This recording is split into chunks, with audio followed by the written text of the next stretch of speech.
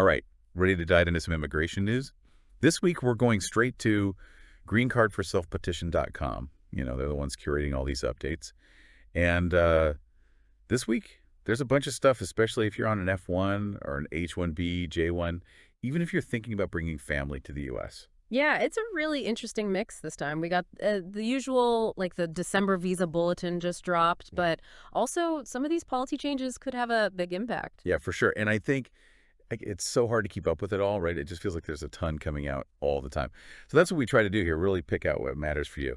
And I guess we got to start with that visa bulletin, right? It just came out. And to be honest, not a ton of movement, but I know if you're in like the employment-based categories, those dates are everything. Oh, totally. Especially for EB1, EB2, EB3, which, a lot of our listeners are probably in.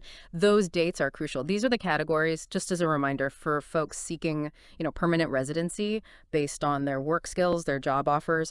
And the visa bulletin basically tells you when your priority date is current, meaning USCIS can start processing. Gotcha. Okay, so let's break it down for those of you, say, from India or China, where those backlogs can be pretty intense. What does the December bulletin tell us? So for EB1, good news. It's current for most countries. But if you were born in India, cutoff date is February 1st, 2022. China, November 8th, 2022. Basically, if your priority date, usually when your employer filed that initial petition, is earlier than those cutoffs, then you're good to go. Okay, that makes sense. But even when it seems like, a quiet visa bulletin, what should people be looking for? Are there any little hints or strategies they should be thinking about? Yeah, even small movement in those cutoff dates, it can actually tell you a lot about bigger trends, like how fast are they moving? Are they speeding up, slowing down? That might give you a sense of what to expect in the future so you can kind of plan. And remember, these dates are just a snapshot. They can change depending on demand, how quickly USCIS is processing, all sorts of stuff. Right. Now, I noticed on greencardforselfpetition.com, they really highlighted the EB1A visa this week, even popped up in their FAQs a couple of times. Seems like they think it's important. And it's a big deal for those with what they call extraordinary ability. What makes this category so special? Think of it like the fast track, right? The VIP line for immigration. It's for people at the top of their game. I'm talking scientists, artists, business leaders, anyone who can prove they've got that sustained national or international acclaim. You got to be exceptional. I know a lot of people are excited about this whole self-petition thing. You don't need an employer to sponsor you, right? That's it. Huge advantage. Gives you so much more control over your own process. You're essentially saying, hey, I'm so good, my work speaks for itself. I deserve a green card on my own merit. That's amazing. Now, I know we have a lot of listeners who are probably considering different paths to a green card. This week's news also mentioned the National Interest Waiver, the NIW, and then there's that PERM labor certification.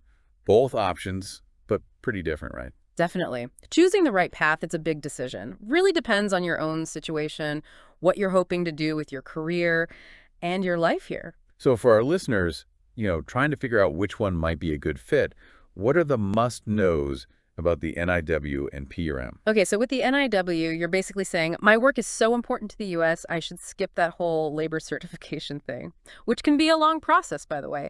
You're arguing your work is in the national interest, it'll have a significant impact, and America benefits from you staying, even if there's not, like, a specific job offer attached. So it's more about the potential impact of your work, whereas PERM, you need that job offer. Right, exactly. PERM is more, I guess, traditional. Your employer has to really prove, that they couldn't find a qualified American to do your job. It's a whole process. Okay, got it. So if someone is trying to decide NIW or PERM, are there any red flags, things that might mean, uh-oh, wrong path? When should they maybe hit pause and rethink their strategy? If you're just starting out, early career, haven't had the time to build up that track record of achievements, an NIW is going to be tough. It's really for people who can show they're already exceptional. They've already made a big impact. On the flip side, if your work is super specialized, clearly benefits the U.S., maybe going through PERM with all those requirements feels a bit much. Exactly. It's all about finding the right fit for you, your profile, and where you want to be long-term in the U.S. Speaking of, navigating these tricky situations, let's talk about unlawful presence. And those 3- and 10-year bars, you may have heard about them. This is where things get really legally complex. Yeah, and I think this is a scary one for a lot of folks, especially if you've ever maybe accidentally overstayed a visa.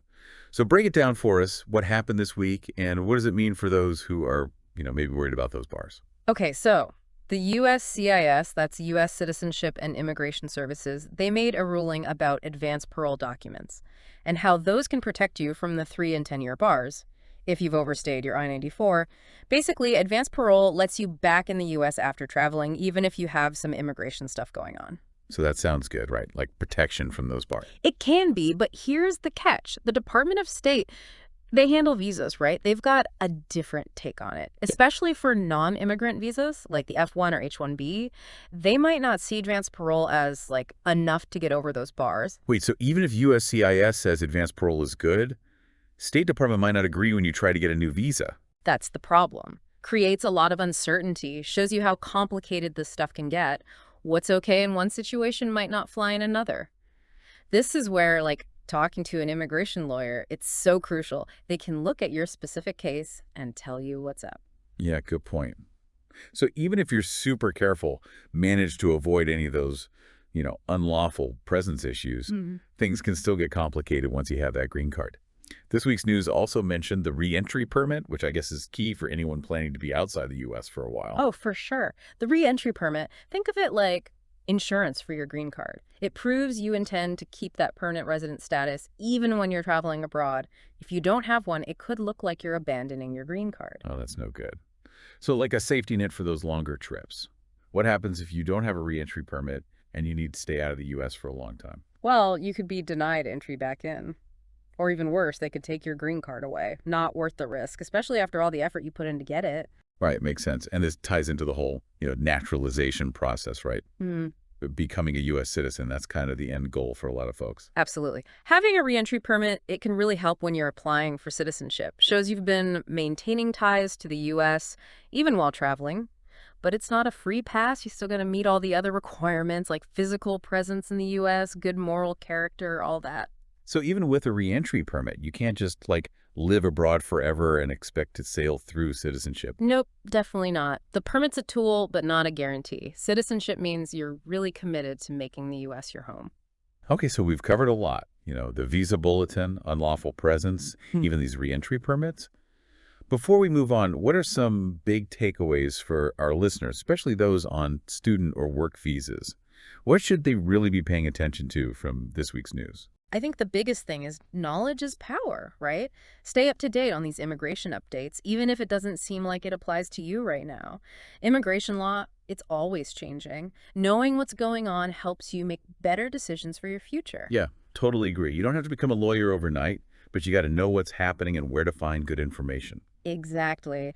And greencardforselfpetition.com, they're great for that. They explain this complicated stuff so clearly, and they've got a ton of tools and resources. And don't forget, talking to an immigration attorney, that can be huge. Yeah. They can guide you through the legal stuff, make sure you're doing things right, and come up with a plan that actually works for you. Absolutely. They can prevent you from making those costly mistakes, help you gather all the right documents, and be your advocate through the whole process. Think of them as like your guide in the immigration maze. So as we wrap up part 2 here, let's leave our listeners with something to think about. For those of you dreaming of building a life here in the U.S., what does it really mean to make this country your home? That's a good one. It goes beyond just getting a visa or a green card, right? It's about embracing those new cultures, making connections, and contributing your own skills and talents to your community. Finding your place in the American story, creating a life with opportunity, and feeling like you belong. Exactly. Turning that dream into a reality. It's definitely a journey, one that takes, resilience, being able to adapt and being willing to take on those challenges, but also embrace those rewards that come with, starting fresh. And remember, there's no single right way to do it. Everyone's path is different. Now, in part 3, we'll keep exploring this and offer some practical tips, resources to help you along the way. It's amazing to think about all the different paths, right? Like how many different ways people end up here in the U.S., each with their own story. It really is kind of a tapestry, all these different experiences. That's what makes it, so much more than just the legal stuff. It's about people's lives, their dreams, hoping for something better. And for a lot of our listeners, that dream is about making a life here. Right. Maybe even becoming a citizen one day. Yeah, absolutely. And, we've been talking about the law, but it's important to remember it's a personal thing too, you know? Right. It's not just visas and forms. It's about belonging, connecting with people, contributing to your community, all of that. And if you're a student, or just graduated. It's about taking what you learned and actually using it, making a difference out there. Speaking of practical stuff, I know greencardforselfpetition.com has a lot of resources to help, don't they? Like for navigating the whole process. Oh yeah, for sure. They're really known for their DIY green card packets, which I think is so helpful for people who maybe can't afford a lawyer. So instead of feeling totally lost, people can take control, feel empowered to actually move forward. That's the idea. They give you instructions, sample forms, all kinds of tips to get you through each step. And they're always upfront about, hey, if it's complicated, talk to a lawyer, which is important. Totally agree. DIY is great, but sometimes you need that expert advice, for your situation. Well, we're wrapping up this deep dive, and I hope everyone listening feels more, informed, like they can actually tackle this whole immigration thing. Me too. And remember what we said, knowledge is power. The more you know, the better decisions you can make for your future. And if you're feeling overwhelmed or just not sure where to begin, you're not alone. Okay. There are resources out there to help you. That's right. Don't be afraid to ask for help. Talk to lawyers, connect with other immigrants. There's so much info online, too. Greencardforselfpetition.com is a great starting point. Seriously, they have tons of free stuff, articles, FAQs, even a blog where you can see what other people have gone through. And remember, this is a journey, right? Ups and downs, unexpected turns. But if you keep at it and get some good guidance, you can make those dreams happen. So keep learning, keep exploring, and don't forget, you've got this. We'll be back next time for another deep dive. Thanks for listening. Thank you for listening to a podcast by greencardselfpetition.com. Visit greencardselfpetition.com for do-it-yourself packets. We aim to provide the collective experience of numerous applicants who have successfully self-petitioned for their green cards without employer sponsorship, in either the EB-1A, Extraordinary Ability, or EB-2, NIW National Interest Waiver categories. Our DIY packets are designed to assist you in your self-petition journey.